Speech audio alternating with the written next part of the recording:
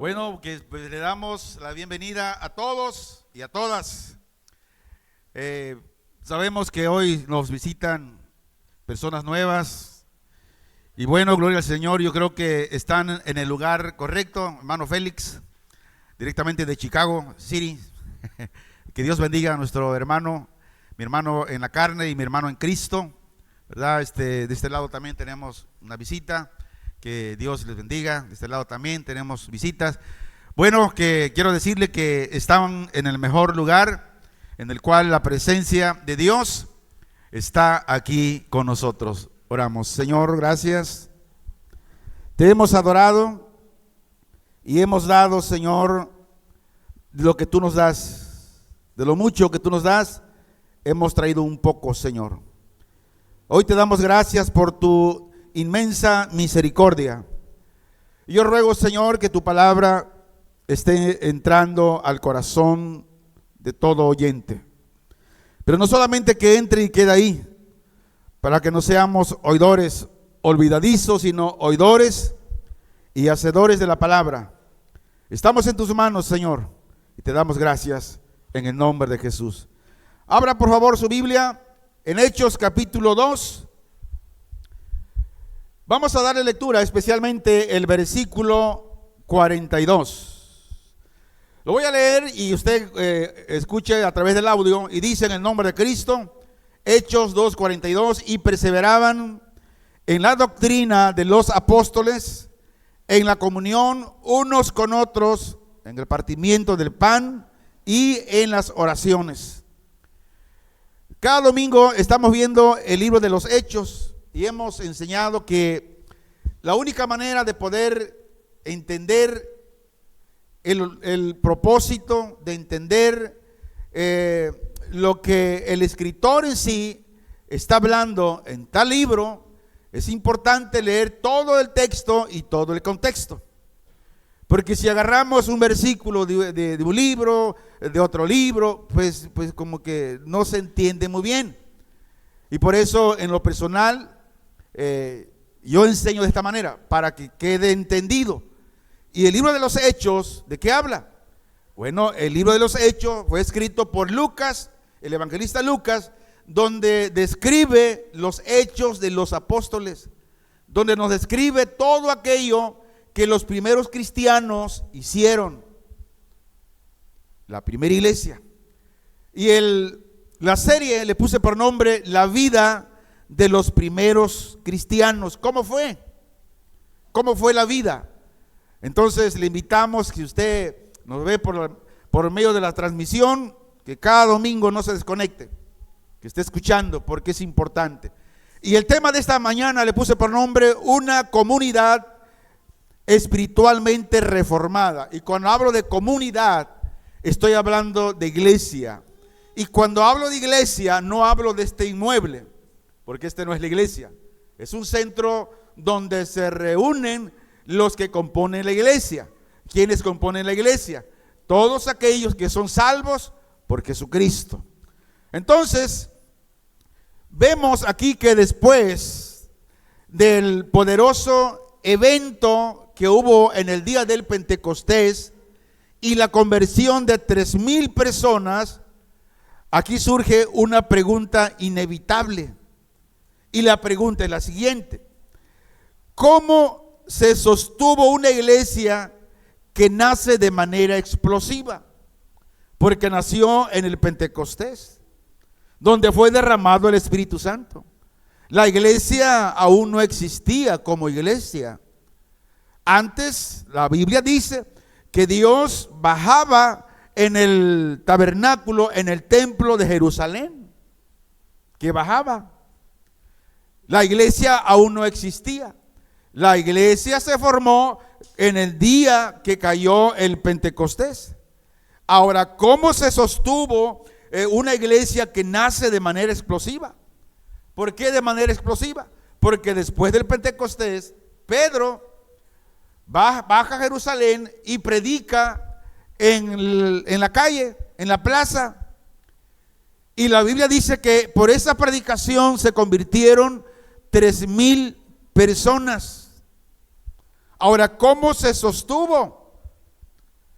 Porque una cosa es nacer y otra muy distinta es permanecer. Un ejemplo, muchos seres humanos han nacido, pero como dicen en mi tierra, pero no se han logrado. Entonces aquí la pregunta muy importante. No les quiero predicar emoción, les predico la palabra de Dios. ¿Y cómo se mantuvo la iglesia? Hermanos, si usted en su casa lee el libro de los Hechos, no solo nos muestra el poder del Espíritu Santo para iniciar la iglesia, sino también la estructura espiritual que la sostiene. Y en Hechos 2:42 no es un versículo más, sino más bien es el ADN de la iglesia primitiva. Ahora, ¿cómo hacían los primeros cristianos? ¿Qué hacían? Dice que ellos perseveraban en la doctrina de los apóstoles. La palabra perseverar nos habla que ellos no cesaban, que todos los días en su trabajo, porque eran cristianos que trabajaban en el campo, y en el campo ellos perseveraban. ¿Por qué perseveraban en la doctrina de los apóstoles? He explicado domingos pasados que en ese entonces la Biblia aún no estaba escrita como la tenemos hoy. Y lo único que era predicado era lo que Cristo les enseñó a los apóstoles, a los discípulos. Y por eso, a viva voz de Cristo, los apóstoles, los discípulos oyeron la palabra, vieron los milagros y enseñaron las enseñanzas, válgame la redundancia, de Cristo. Y por eso dice que ellos, los primeros cristianos, perseveraban en la doctrina de los apóstoles. Pero surge otra pregunta: ¿en qué más perseveraban? Ellos perseveraban compartiendo el pan. Dice que se reunían, se invitaban para compartir la comida. ¿Y qué más? Perseveraban en las oraciones. Vea qué importante. Por eso la iglesia se sostuvo. ¿Por qué? Porque perseveraban en tres cosas muy importantes. Número uno, en la palabra. Número dos, en las oraciones. Y número tres, en el convivio, en la convivencia de entre los hermanos en Cristo. Hoy tristemente puedo decir que muchos cristianos no se llevan porque no son del mismo movimiento. Mientras la Biblia dice que todos aquellos que son salvos por Cristo somos hermanos, y por lo tanto tenemos que amarnos, tenemos que cuidarnos, tenemos que perseverar juntos.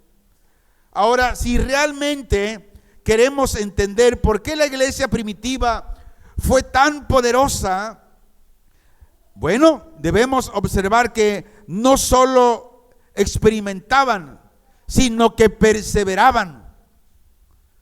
Hoy muchos creyentes pueden experimentar.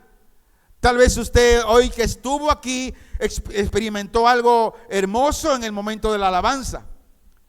Pero la cosa aquí no es solamente experimentar, sino perseverar todos los días. Ellos, los primeros cristianos, perseveraban en la doctrina de los apóstoles. Y perseveraban, dice, ¿por qué? Porque ellos sabían que Cristo era la única verdad y que perseverar implica constancia intencional. Perseverar significa devoción continua. No solamente voy a venir los domingos, que ni los miércoles quiero venir. No, hermanos, perseverar es de todos los días orar en tu casa, en tu trabajo donde andes, orar. Perseverar habla de una disciplina espiritual. Le daba un consejo ayer a mi nieto Kenanías sobre la disciplina musical. Yo le decía, hijo, Podemos tener el talento, pero si no tenemos disciplina, no tenemos éxito. La única manera, hablando musicalmente, tener éxito, ser un buen músico, es tener una disciplina de estar todos los días. Le decía yo a él, yo a veces me siento cansado de estar en el estudio, que voy para allá, yo voy para acá, y digo, no, no voy a ensayar, no voy a pitar. No, pero digo, no, si me quedo aquí, voy a prender la televisión y voy a ver un programa. No, mejor me subo a la oficina a pitar, y una vez empezando a pitar el saxofón, se va la flojera. ¿Por qué? Porque aquí es perseverar. Y perseverar es una disciplina. Los primeros cristianos perseveraban. No era algo ocasional. No, era el centro de su vida. Así en todo lo que podamos hacer, si no tenemos disciplina, no podemos perseverar. Y si no perseveramos, no hay disciplina. Para los primeros cristianos, la doctrina no era una opinión humana, sino una enseñanza autorizada de los apóstoles, quienes habían sido testigos directos de Cristo. Ellos comieron con Cristo. Ellos escucharon a viva voz a Cristo. Ellos fueron testigos oculares de todos los milagros que Cristo hizo.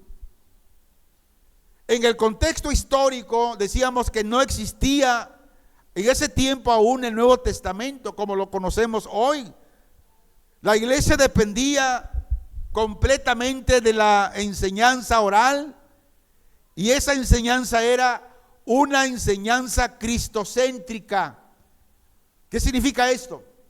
Donde Cristo es el centro, el tema, el objetivo y la clave de interpretación de toda enseñanza era Cristo.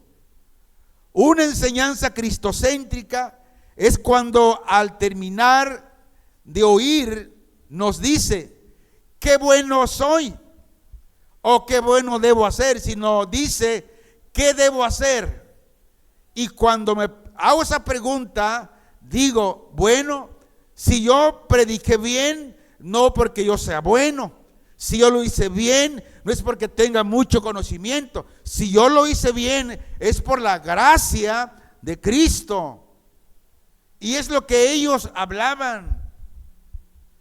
En lo que ellos predicaban, solamente se basaban en lo que los apóstoles enseñaban.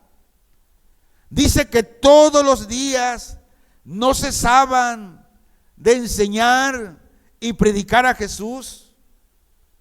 Hermanos, si quitas a Cristo en el mensaje, entonces ya no es una predicación cristocéntrica. Penosamente en muchos lugares han quitado a Cristo del mensaje, incluso hasta en las alabanzas, en las canciones. Estaba escuchando a una artista cristiana, porque ahora ya hasta le dicen artista, ya no son adoradores, son artistas, donde proyecta un nuevo plan de música, y la música suena bien, o sea, la armonía suena bien, la letra está pegajosa, pero no habla nada de Cristo. Solamente habla que me da poder, que me da esto, pero también el diablo da poder. Entonces, es importante que como cristianos nosotros podamos distinguir de un mensaje cristocéntrico a un mensaje que realmente nada que ver. Ahora, la enseñanza cristocéntrica era una enseñanza redentiva. ¿Qué significa esto? Donde el centro y meta del mensaje, de la predicación, era la redención, la salvación de las personas. La obra de Cristo para rescatar pecadores. Este es el propósito del mensaje. Hermanos, la predicación del evangelio cristocéntrico no es para que usted se sienta cómodo.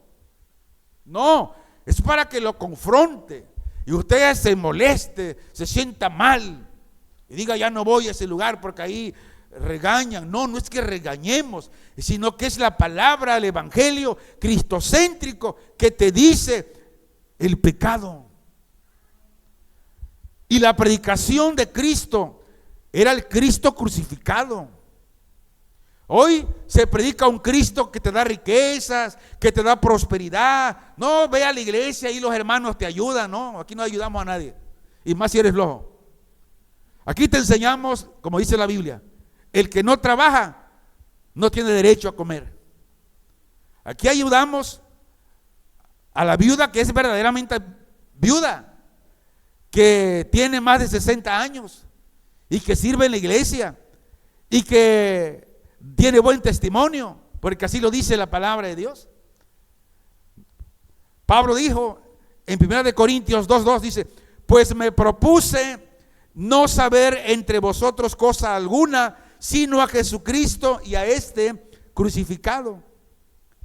Pablo dice que él se propuso a llevar un mensaje cristocéntrico, presentarles a Cristo. Los apóstoles no predicaban moral ni política, ellos predicaban un rescate.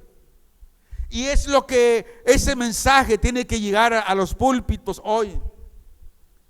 La enseñanza era una enseñanza que tenía autoridad. Hablaban con toda la autoridad de Cristo.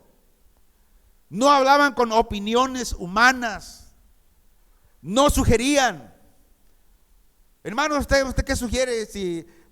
¿Qué hacemos? ¿Predicamos esto o qué? No, ellos no debatían. Ellos ordenaban en el nombre del Señor.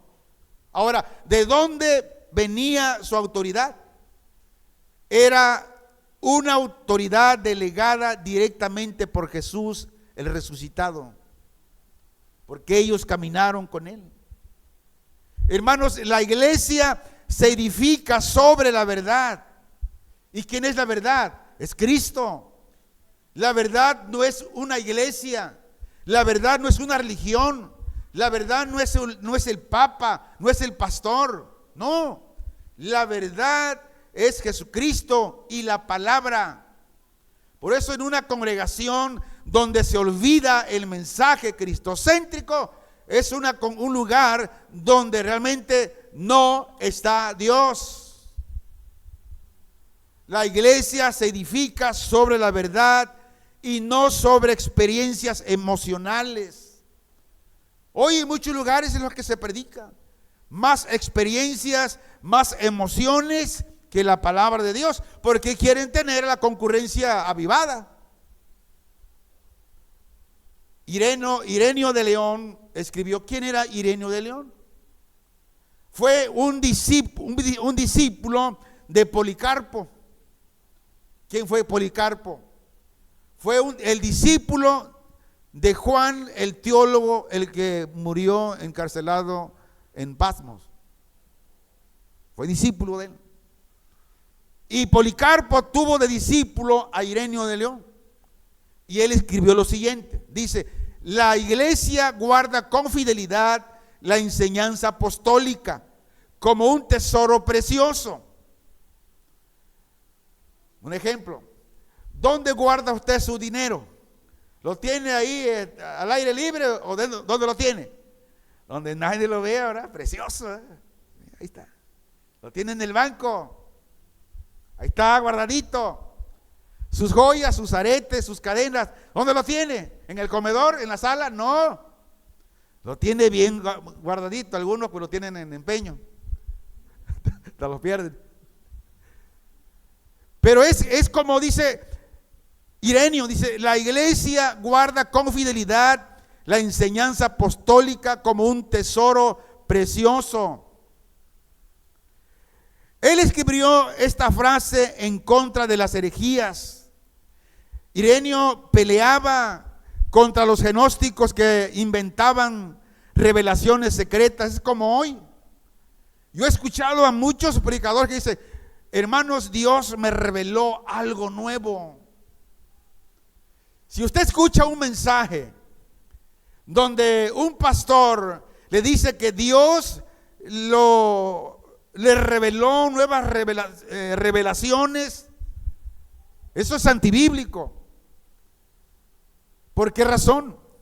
Porque la Biblia misma dice que ya no hay revelación nueva, sino que toda la revelación de Dios ya está plasmada en el libro que se llama Biblia.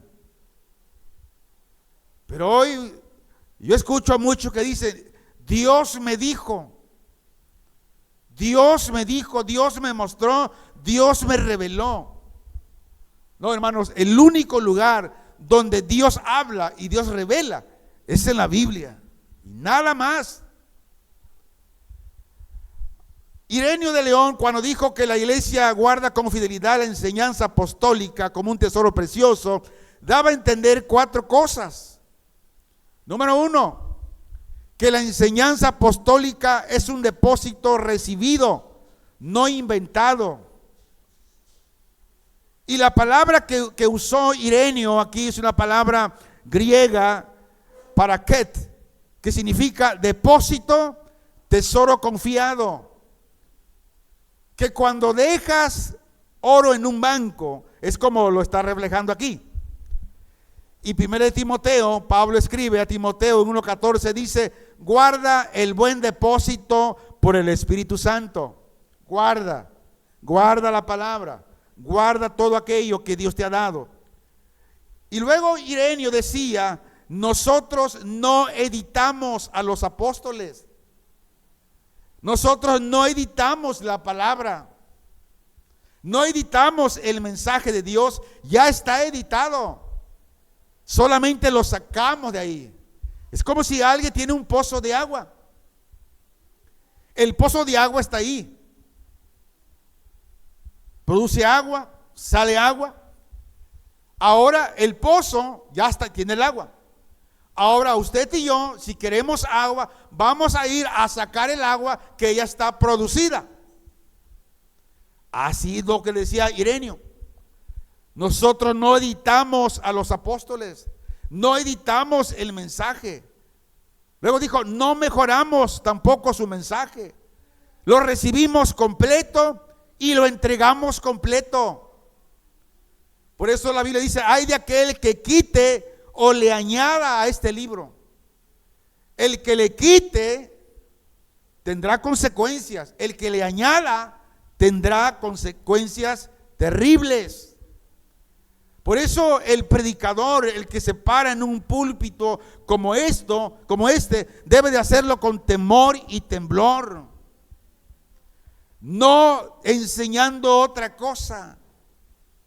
Dijo Ireneo: es tesoro, no es plastilina.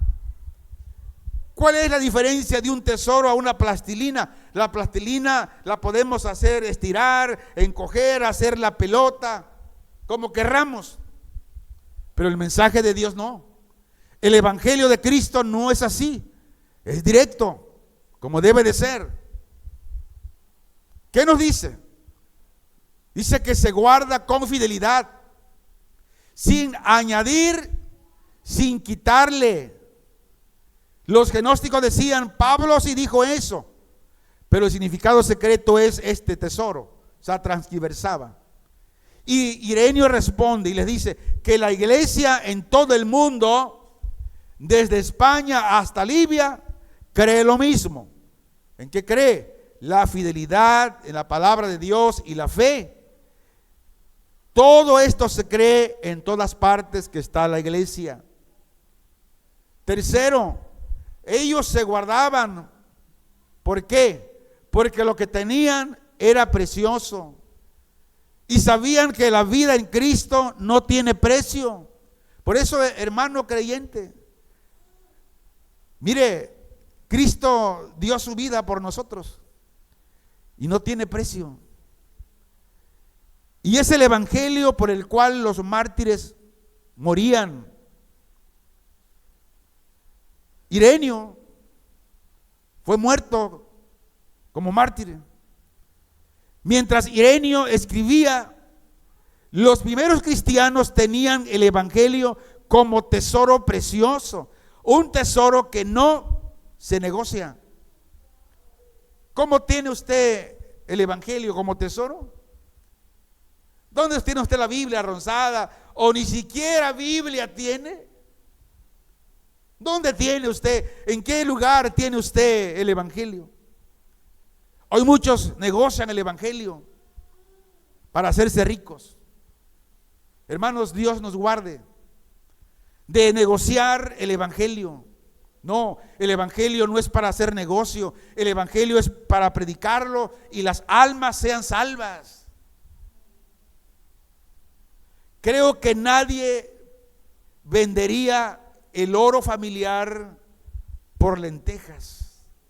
Hermanos, la iglesia en ese tiempo prefería leones antes que cambiar una cama del depósito. Ellos sabían que si perdían la enseñanza apostólica, perdían a Cristo. Por tal razón, estos primeros cristianos, ellos preferían morir antes de renegar de aquel que los salvó. La historia de la iglesia dice que los primeros cristianos, cuando eran llevados al Coliseo romano para hacer, algunos los prendían como antorcha para el espectáculo, eran quemados vivos. Otros, mientras, soltaban a las fieras, a los leones, para que devoraran a los cristianos. Pero ellos prefirieron ser quemados, ser devorados por los leones, que negar a Cristo. Esa es la verdadera vida de un verdadero cristiano. Ellos estaban dispuestos. Ellos sabían, si se negaban, si blasfemaban en contra de Cristo, ellos entonces no serían verdaderos cristianos. Por tal razón, estos primeros cristianos preferían morir antes de negar de aquel que los salvó. La iglesia es el guardián de la palabra, de los tesoros de Dios, no es el dueño. Por eso un pastor debe saber lo siguiente: no es el dueño de las almas. Usted no tiene autoridad para dar órdenes que no están en la palabra de Dios a la iglesia, porque la iglesia no es el dueño de las almas. El dueño de las almas se llama Jesucristo, el Hijo de Dios. Cuando un pastor le pida algo que no está en la palabra, le pido de favor, huya de ese lugar y busque un lugar donde realmente la palabra de Dios sea el mensaje cristocéntrico, donde le confronte el pecado. Ireneo no dice que la iglesia crea la verdad. No, la iglesia no crea la verdad. ¿Qué dice? La iglesia guarda la verdad. El dueño, decíamos, de la verdad es Cristo. Y los apóstoles fueron los notarios que entregaron el testamento, y la iglesia es como el mayordomo. ¿Qué hace un notario público? Un notario público está cuando alguien en vivo hace una herencia y dice: esta casa, este negocio lo dejo a mi hijo Pepe y a mi hijo Juan. Y para que ese testamento tenga validez, cuando muera la persona que está dando la herencia, van con el notario público. Y él ahí dice con mis sentidos, 5 sentidos, que estoy bien, no estoy de acuerdo, yo declaro y firmo este testamento, los fulanos de tal, y tiene validez. Queda sellado por el notario público. Así la iglesia. La iglesia no hace la verdad. Como dice la iglesia católica, Es que nosotros la iglesia somos los que decimos, o que la que tenemos la verdad. No, la verdad no la crea la iglesia, la guarda, pero ni eso hacen. El dueño es Cristo. Los apóstoles fueron los notarios que entregaron el testamento a la iglesia. Dice 1 Corintios 4, 1 y 2. Así pues, tengamos a los hombres por servidores de Cristo y administradores de los misterios de Dios.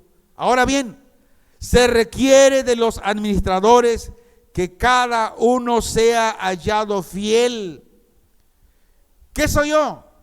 Soy servidor de Cristo. No soy capataz de la iglesia. No, soy servidor de Cristo y administrador de los misterios de Dios. Enseñarle correctamente el mensaje. Pero dice, se requiere que todos aquellos que hablamos, que predicamos, es más, todos los cristianos, Dios requiere que seamos excelentes administradores y que cada uno sea hallado fiel. Hermanos, quien cambia el tesoro, aunque diga Dios me reveló, el tal es un falsificador, es un mentiroso. La iglesia verdadera se reconoce, ¿por qué? Porque guarda el mismo depósito que recibieron los apóstoles sin añadirle ni quitarle. Esto es exactamente lo que la carta de Judas dice. Lo voy a leer. Judas 3 dice: amados, por la gran solicitud que tenía de escribiros acerca de nuestra salvación, me ha sido necesario escribiros, exhortándoos que contendáis ardientemente por la fe que ha sido una vez dada a los santos.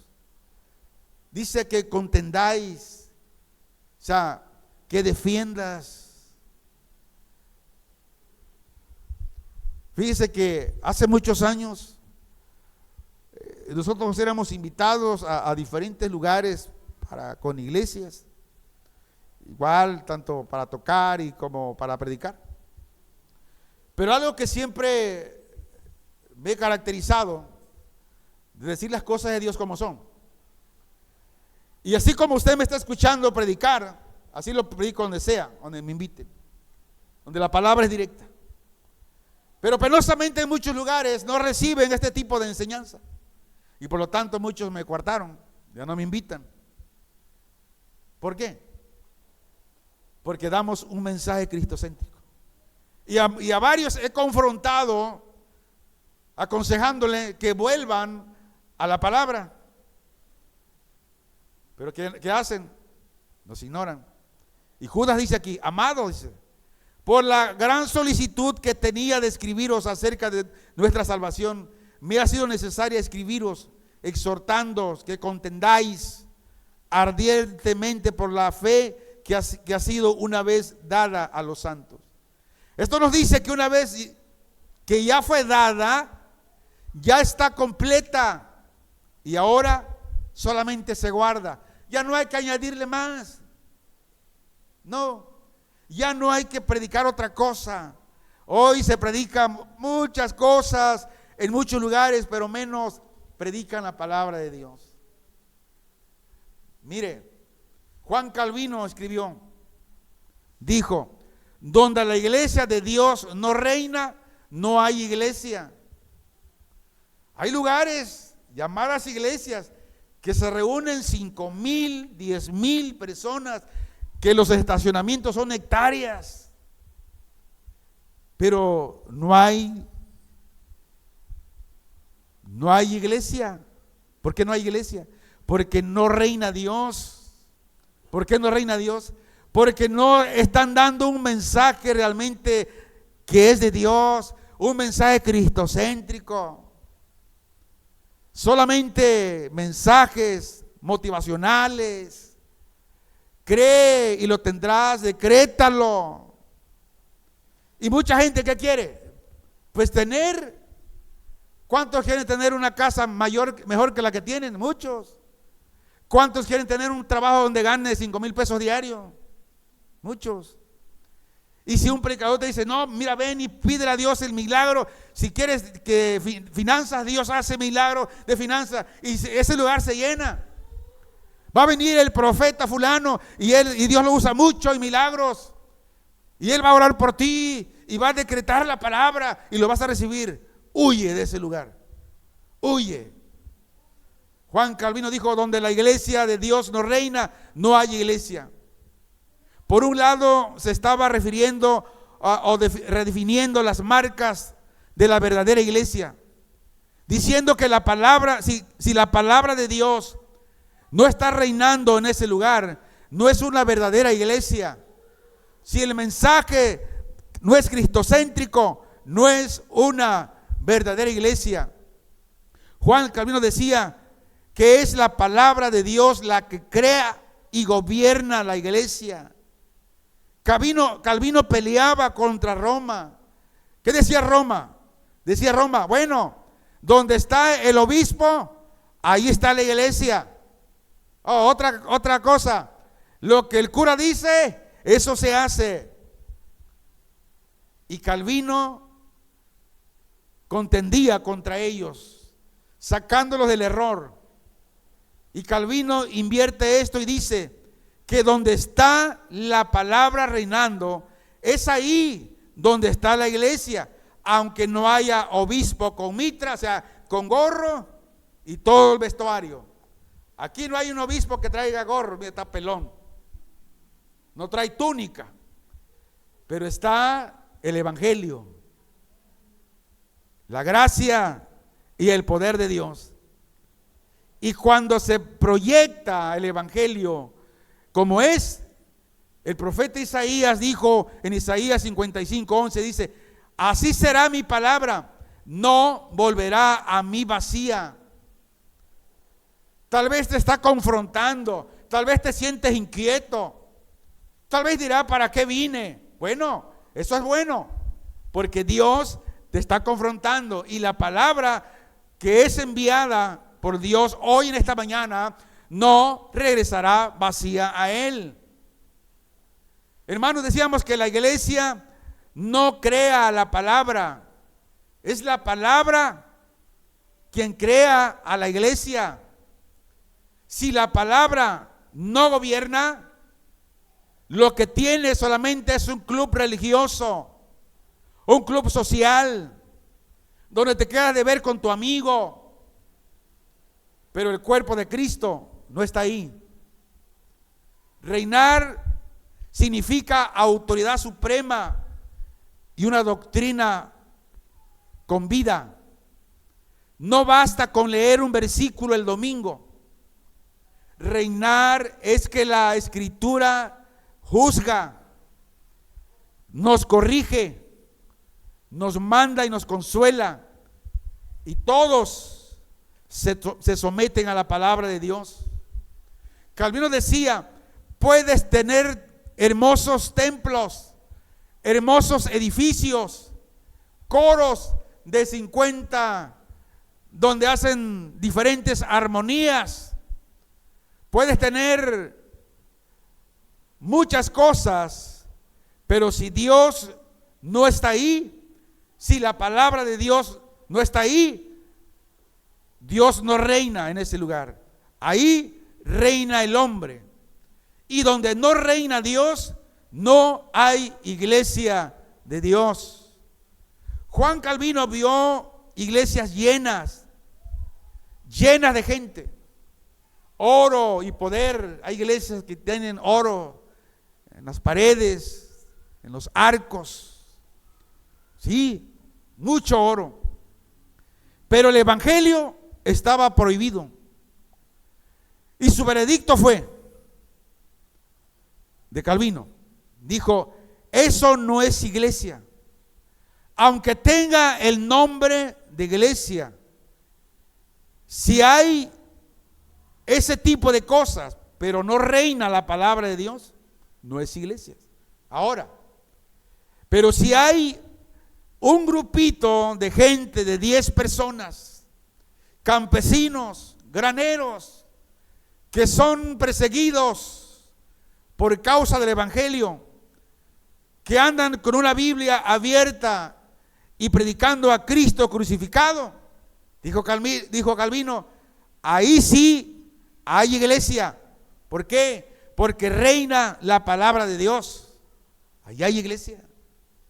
Entonces, hermanos, no se preocupe si usted donde se congrega es una congregación de 10, de 5 personas.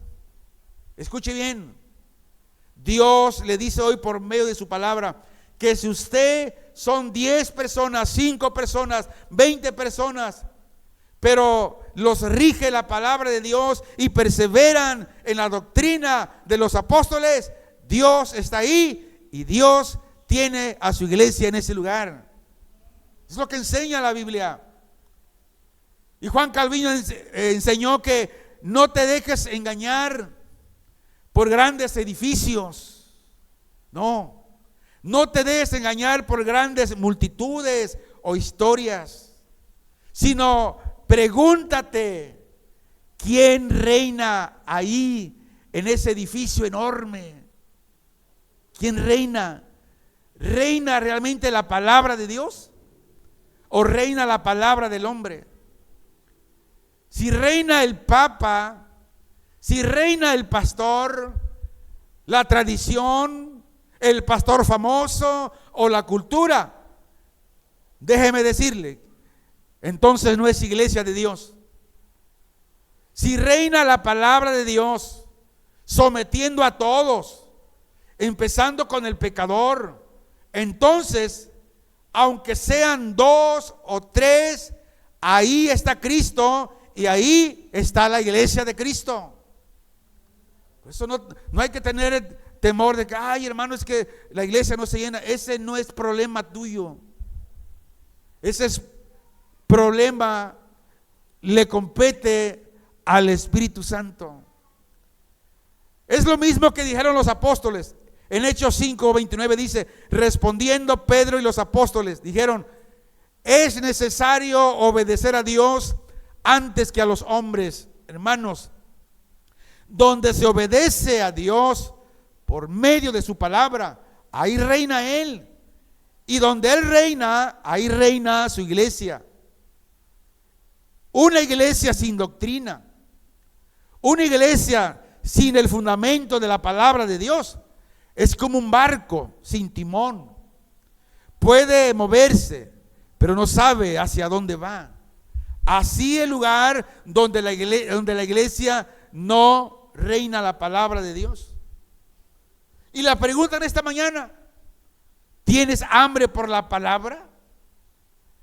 ¿Has comido de la palabra de Dios la semana que terminó? ¿Qué has hecho de la palabra de Dios? ¿Has comido de ella? ¿O tu fe está basada en escritura o solo en emociones? Hermanos, una iglesia fuerte no es la que siente más, no, sino la que conoce mejor la verdad. La iglesia primitiva no solo estaba unida a la verdad, también estaba fundamentada, estaba conectada en su vida diaria con la verdad.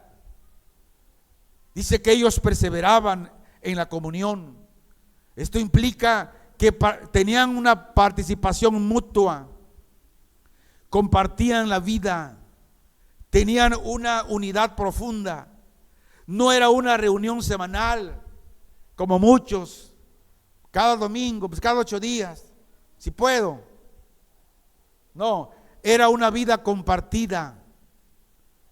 En el contexto cultural, en el mundo del primer siglo, los judíos despreciaban a gentiles, los ricos ignoraban a los pobres, existían barreras sociales muy rígidas, pero la iglesia primitiva rompen esas barreras y colapsaron. Hermanos, la comunión cristiana no es algo sociológica, es cristológica, es decir, no estamos juntos porque nos caemos bien o porque nos elegimos unos con otros. Tal vez yo no le caigo bien a muchos, pero estamos juntos. Tal vez a mí no me caen bien muchos, pero estamos juntos. Pero el amor y la gracia de Dios día a día nos va puliendo como las piedras en el río hasta formarnos lisos y redondos. ¿Quién lo hace?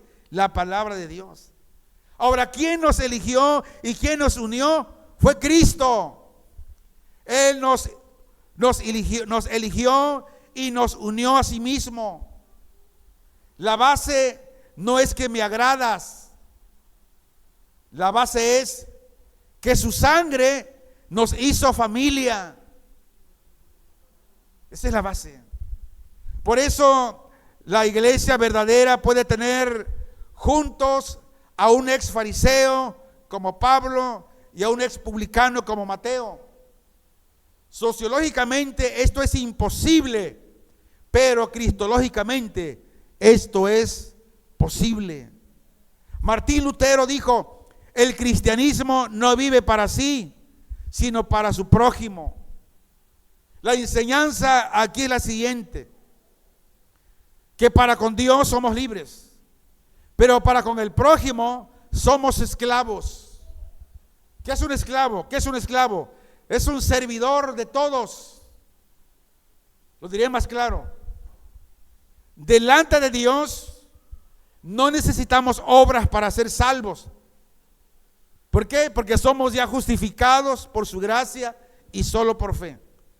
Ahí somos libres. Dice Romanos 8:1: ninguna condenación hay para los que están en Cristo. Pero delante del prójimo, como ya somos salvos y libres y ricos en Cristo, ahora nuestra vida se derrama hacia afuera. ¿Cómo hacia afuera? Hacia el prójimo. Dice Gálatas 5:13: vosotros, hermanos, a libertad fuisteis llamados, solamente que no uséis la libertad como ocasión para la carne, sino servíos por amor los unos a los otros. Pero esto se ha perdido. Hoy ya nos cuesta trabajo servirnos unos a otros. Esto nos dice que la fe nos justifica delante de Dios y el amor nos justifica delante del prójimo. Martín Lutero atacaba los errores. Por ejemplo, los católicos enseñan, dice: haz obras para ganar a Dios. Pero no es así. Eso es vivir para ti, usando a Dios como medio. Los libertinos dicen: yo ya soy salvo por fe, ahora vivo solamente para mí. Allá pues, y decimos al fin que la salvación es personal. No, hermano, eso es usar la gracia como excusa. Aquí la posición de Lutero era: Dios no necesita tus obras, pero tu prójimo sí las necesita. Si tu prójimo va y te pide un favor, ayúdale, porque él sí lo necesita. Dice Lutero: Dios no tiene hambre, pero tu vecino sí, tu hermano sí tiene hambre. Dios no está desnudo, pero el huérfano sí está desnudo. Lutero enseña que por eso el cristiano ya completo en Cristo mira a su lado y dice: ¿quién necesita lo que yo tengo? ¿Lo estamos practicando, iglesia? Esto es el evangelio de Cristo. Otro pensador decía: si tienes 3 mudas de ropa, dice, 2 son tuyas y el otro es del prójimo. En el armario tenemos ropa, pantalones, playeras, zapatos que no usamos por años, pero ahí las tenemos. Llega el moho y las daña. Pero ¿cuántas veces hemos vaciado el armario para compartir calzados que están seminuevos, buenos, pero no lo hacemos? Cristo es el modelo. No vivió para sí. Lutero decía, Cristo no bajó del cielo para arreglar su vida, porque Él ya era Dios. Cristo bajó para ti y bajó para mí. Y Lutero enseñaba que la fe es lo que nos une a Cristo, nos hace como Cristo, y Cristo vive para el prójimo. Si dices tener fe, pero vives encerrado en ti, Lutero dice que dudaría de tu fe, porque Santiago así lo dice, que la fe, si no tiene obras, es muerta. Esto mata a la religión egoísta. La religión humana siempre pregunta, ¿qué gano yo si voy a la iglesia? Si doy, si oro, ¿qué gano?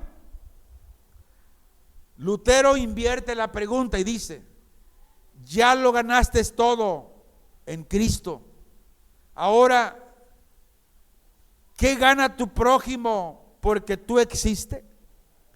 Tu trabajo, tu dinero, tu tiempo, tu perdón, tu paciencia, ya no son para escalar con Dios, son para servir al que está a tu lado. ¿Quién está a tu lado? Tu prójimo. Hay que ayudarlo, hay que ver por él en sus tiempos de enfermedad, de necesidad. Hay que ver por él. ¿Por qué le digo esto? Porque lo dice Dios en su palabra. Primera de Juan 3, 16, 17 dice, en esto hemos conocido el amor, en que Él puso su vida por nosotros, hablando de Cristo. También nosotros debemos poner nuestras vidas por los hermanos, tus hermanos, el prójimo. Dice el 17, pero el que tiene bienes en este mundo y ve a su hermano tener necesidad y cierra contra él su corazón, pregunta, ¿cómo mora el amor de Dios en él? ¿Cómo puedes decir, yo soy cristiano, yo amo a Dios, amo a Cristo, pero a tu hermano que está a tu lado, lo ves cómo está sufriendo, necesitado, pero no te compadeces de él? Entonces no podemos decir que amamos a Dios que no lo vemos y al hermano que lo vemos no lo amamos, porque no lo ayudamos. Y Lutero resume con lo siguiente, dice, el cristianismo que vive para sí, para su comunidad, su reputación, su bendición, este cristiano no entendió el evangelio. Lutero enseñó que el evangelio nos hace libres. ¿Libres para qué? Para que nuestra vida sea pan partido para otros. Así como Cristo fue partido por cada uno de nosotros. La iglesia no es un teatro donde se asiste para ver, a ver qué dice el pastor, a ver cómo tocan los músicos, a ver, no. Si quiere usted ver a un teatro, vaya a México. El Teatro Blanquita, el Teatro Silvia Pinal y otros teatros que hay por allá. Allá va a haber chistes, va a haber otras cosas. Porque aquí tampoco es para contar chistes. La iglesia no es un teatro. No se asiste como un teatro. No. ¿Qué es la iglesia? Diga conmigo, la iglesia es una familia. Amén. Hermano, es la familia donde todos pertenecemos. La pregunta es, ¿estás conectado o solo estás asistiendo? ¿Estás realmente conectado con el Señor y vienes porque tú sabes que separado de Él nada puedes hacer, o vienes solamente para asistir? ¿Conoces las necesidades de otros creyentes? Hermanos, no podemos vivir la fe bíblica aislado del cuerpo de Cristo. No podemos ser cristianos como el llanero solitario. Los primeros cristianos, Cristo era el centro de esa comunión. Había algo que los unía profundamente. ¿Por qué? Porque Cristo mismo era con ellos. Cristo sigue siendo el centro de tu vida. La cruz es una realidad viva o solo un recuerdo lejano que cada Semana Santa, cada año lo recuerdas. No, hermanos. Una iglesia que olvida la cruz de Cristo pierde su identidad. ¿Por qué la cruz de Cristo? Por eso esta congregación se llama Punto de Gracia. ¿Por qué? Punto de Gracia. Porque es en la cruz donde marcó la gracia salvadora de Cristo. Por eso somos salvos por la gracia de Cristo. Y olvidar el evangelio de la cruz, olvidar el evangelio del Cristo crucificado, se pierde la identidad. Nada de esto podía sostenerse sin una dependencia constante de Dios.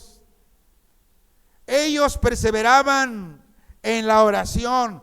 Escucha, iglesia, escucha, hermano cristiano. Es triste y lamentable que los días de oración siempre somos los mismos. Aunque usted está en su casa haciendo otras cosas, viendo televisión, etcétera. Y por eso usted como iglesia, porque usted es parte de la iglesia, usted no tiene poder. Usted no tiene ese poder de Dios para que Dios obre a través de usted. ¿Por qué? Porque no persevera en la oración. Esta perseverancia era una práctica constante, era una vida comunitaria de intercesión.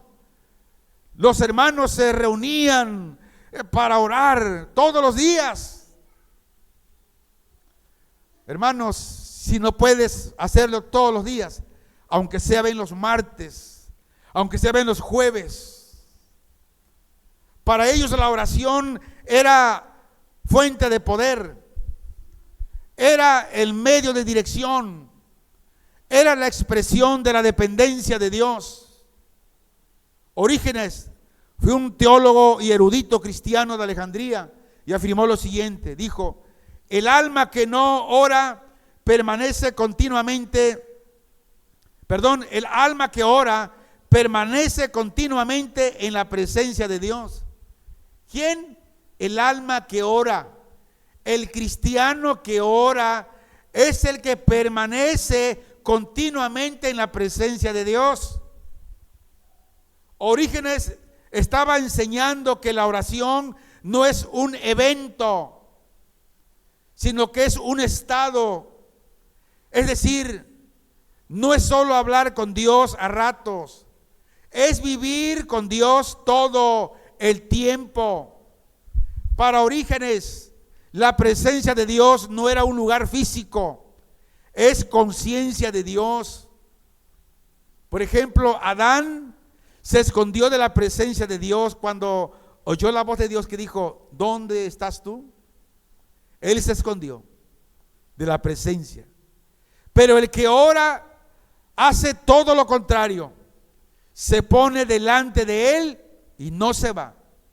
Dice el Salmo 16:8, dice: a Jehová he puesto siempre delante de mí.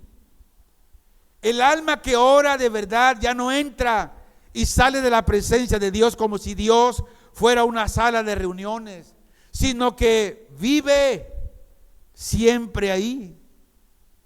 Orígenes da la siguiente conclusión sobre la oración y dice: si tu oración es solo un rito y luego vives como si Dios no existiera, entonces no has entendido qué es orar. La oración verdadera te secuestra para Dios y ya no te suelta. ¿Qué hace un secuestrador cuando te lleva? Te secuestra. Y si el secuestro fue por algo que hiciste malo, pues no te suelta. te desvive, porque estás secuestrado. Dice que la oración verdadera te secuestra, te lleva a Dios y ya no te suelta, sino que siempre tu deseo es orar en todo tiempo. La ama de casa está cocinando, dice: Dios, gracias por la comida que me das para mi familia, para mis hijos, gracias. Y de ahí estás orando y el Espíritu Santo te recuerda: ora por fulano, y estás orando. No es necesario que te hinques. Ahí donde andas, en el trabajo, en el transporte, ahí cierra tu corazón y ahí Dios y tú y Dios, habla con Él. Porque ahora la oración verdadera te secuestra y te lleva a Él y ya no te suelta. Martín Lutero dijo: así como el zapatero hace zapato, el cristiano debe orar. Yo creo que nadie va con el zapatero a comprar pan o bolillo. Va a que le haga un zapato o a que le cosa un zapato. Y para los primeros cristianos la oración era como la respiración, no era opcional, sino esencial para vivir. Hacemos una prueba. Hay que tapar la nariz 5 minutos. Contamos: 1, 2, 3, 4, 5. Tápesela. No respire. A ver si aguanta 5 minutos. No aguanta. Los cristianos, primeros cristianos, para ellos la oración era como la respiración. No era algo opcional, sino esencial para poder vivir la vida cristiana.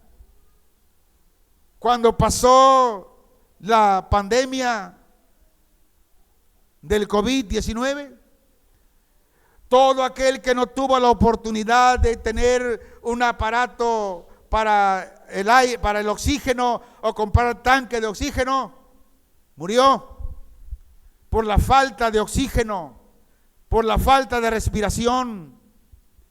Un cristiano que no ora, un cristiano que no practica la oración, escúcheme, iglesia de Cristo, poco a poco va a ir muriendo.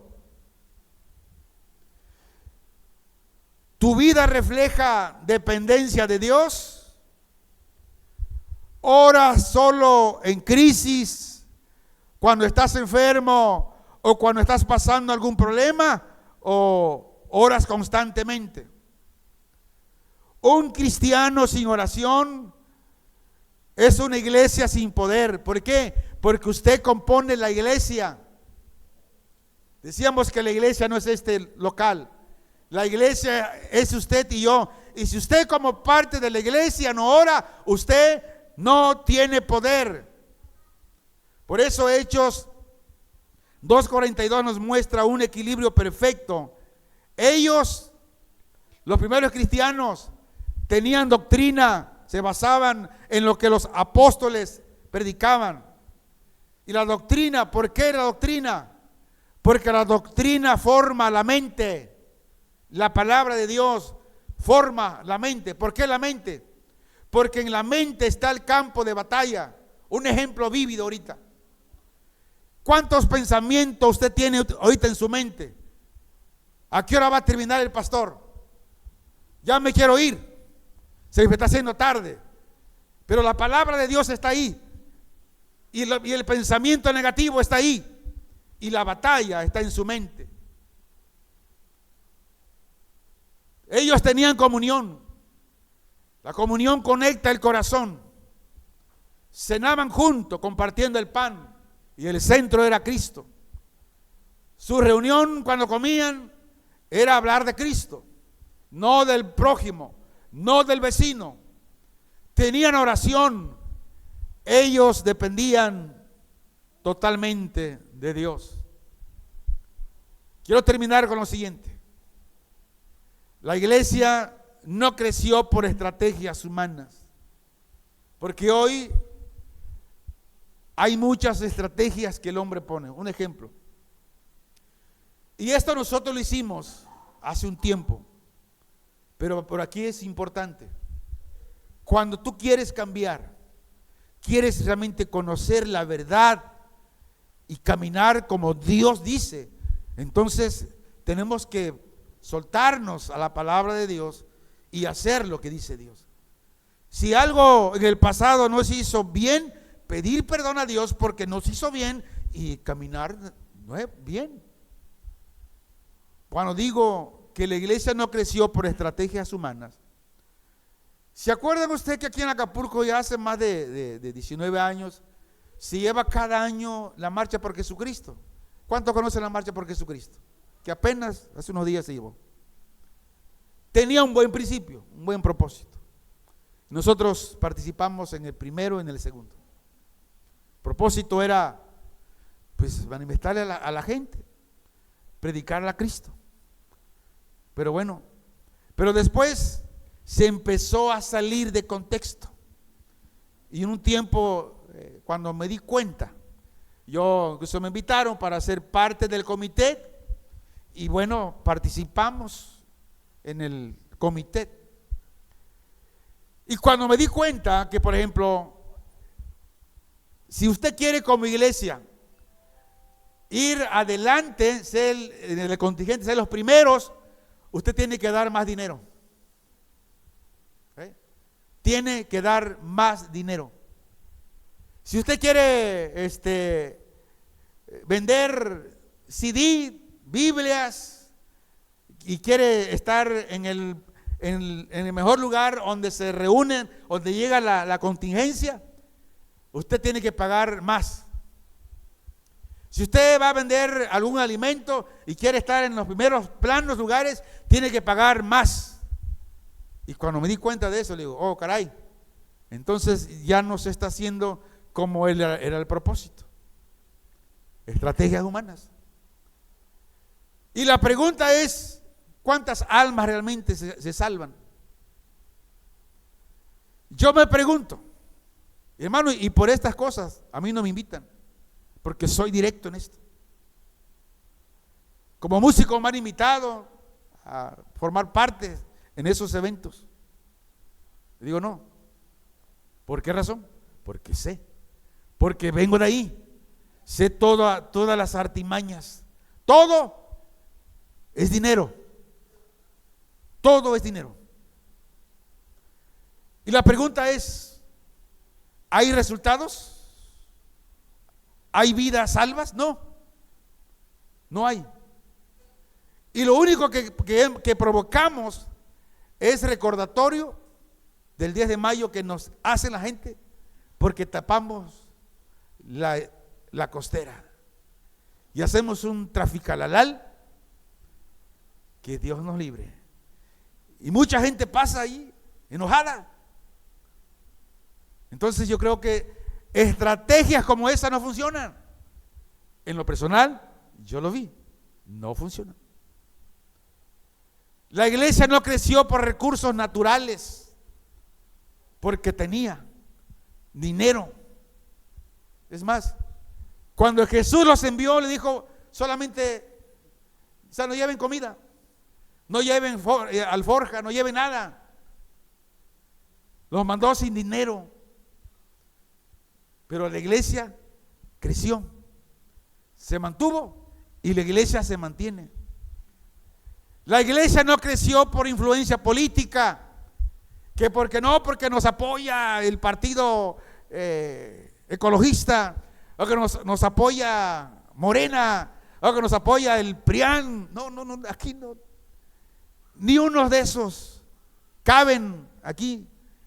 Ninguno de esos nos apoya a la iglesia. La iglesia no crece por ellos. La iglesia crece por la gracia de Dios.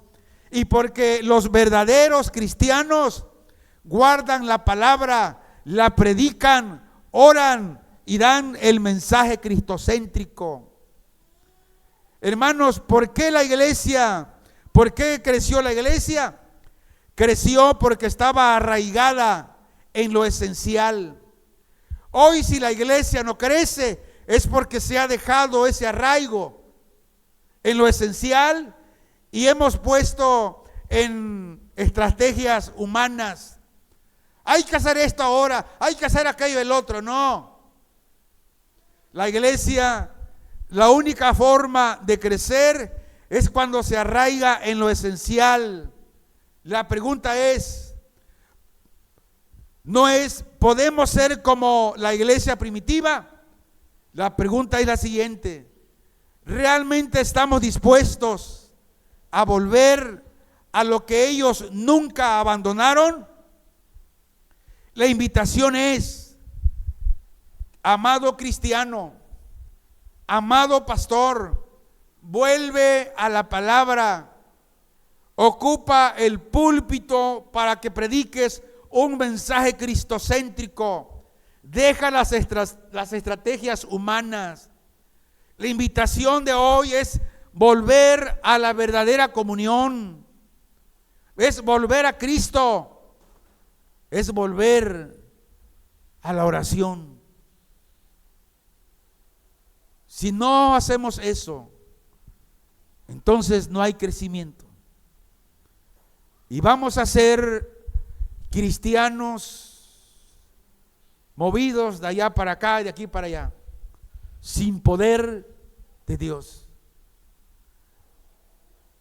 ¿Cómo sabes que para el día de mañana vendrá una situación muy complicada a tu vida? Y si no estás fortalecido en la palabra y en la oración, pues quién sabe cómo te vaya. Cierra tus ojos y ahí con Dios, ahí con tus propias palabras, habla con el Señor. Padre, no tenemos las palabras, pero te damos gracias. Y hoy, Señor, llévanos de regreso a lo que es verdaderamente esencial. Y quita de nosotros toda distracción y forma en nosotros una iglesia firme en tu palabra, unida siempre en amor y centrada en Cristo. Y que sea dependiente de la oración. Que tengamos ese denuedo. Que reconozcamos que esa necesidad que hay en nuestro corazón para orar. Haznos una comunidad viva como la del principio. Padre, te lo pedimos en el nombre de Jesús, tu Hijo amado, Señor. Te damos la honra y te damos la gloria en esta mañana, Señor. En el nombre de Jesús. Amén.